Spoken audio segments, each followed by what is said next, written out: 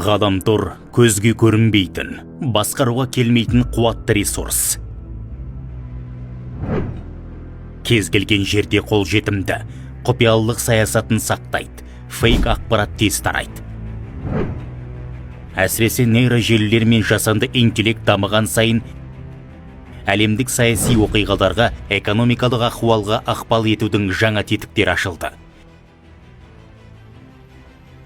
Технологиялық прогресс ақпараттық соғыстың стратегиясы мен тактикасын өзгертті.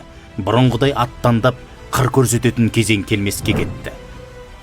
Сыртқы күштер көзі түскен елді іштен шалуға, бөлшектеп тастауға тырысады.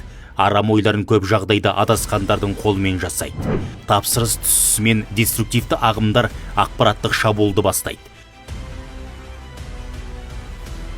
Қазіргідей геосаяси күрделі кезеңінде аймақтық қақтығыстарды бұрмалап, діни реңк беруге талпынады. Интернетте ұлт санасын тұмшалайтын озбыр, опасыз, отаршыл идеологиясын таратады. Қоғамды жіктеп, әкесі мен баласын таластырады, патшасы мен қарашасын жауластырады. Осылайша манипуляция жасап бүтін жерді бүлдіреді. Жастарды жалған ұран мен жасық әрі жағымпаз етеді.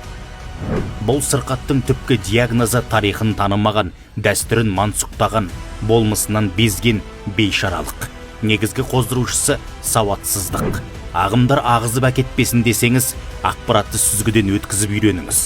Уды жұтпай, сыни тұрғыдан ойланыңыз. Дінге қатысты деректі фейктен емес, сенімді ресурстардан алыңыз.